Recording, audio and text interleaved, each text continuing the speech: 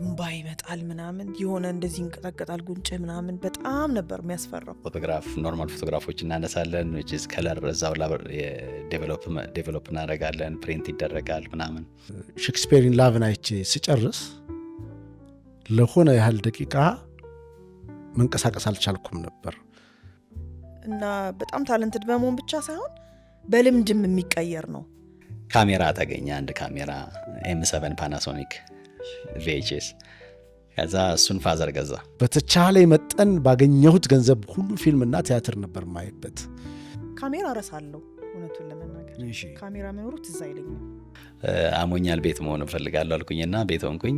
then ቀስ ብዬ ካሜራውን ከጉም ሳጥን አውጥቼ መለማመድ ጀመርኩኝ። ወጥቻለሁና ይሉኛል አብሮኝ የተማሩትም የተፈለግከውን አገኘህ አይደል ይሉኛል አብሮኝ የተማሩትም። ጥሩ ምላሽ ምልህ ምን አይነት ክፉ ነሽ ምናምን የሚል ለኔ ጥሩ ምላሽ አርኬ ነው የምቆጥረው። በጀት ጨርሰን ምናምን ሙዝ በዳቦ እየበላን ምናምን ይሰራል።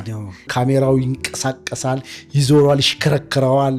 እንዴት እንደዚህ ሆነሽ ትጫወቻለሽ? ምን አይደለም እኮ ካራክተሯ ብዬ አስረዳለሁና አንዳንድ ጊዜ በጣም ትልልቅ የሆኑ ላይቶችን ሳትጠቀም ትልልቅ ስራዎችን ልትሰራ ትችላለህ። አቺቭ ልታረግ ትችላለህ። እንደ አንድ ተዋናይ ማስበው እኔ ሁሌም የሆነ ስራ ልሰራ ሲሄድ አዲስ ነኝ ለዛ ስራ። መሬት ላይ መቀመጥ ወይ መተኛት ከፈለኩኝ ማንም ሰው ለምን ታረጋለህ እንዴት ታረጋለህ እንዲለኝ አልፈልግም።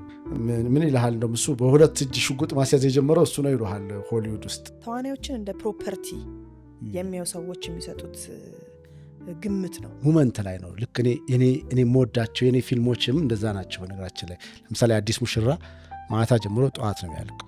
ኤክስፔሪየንስ ታደርገዋለህ። አንዳንድ ጊዜ ልትሞት ይመስልሃል እኮ በቃ ተስፋ ትቆርጣለህ ምናምን። ከዛ አይዞህ ደግሞ ይላል በሌላ በኩል ይመጣና ልብ ውስጥ የሆነ ነገር ይከታል። ቋንቋውን ለማይናገረው ሰው ስራው ይለዋል።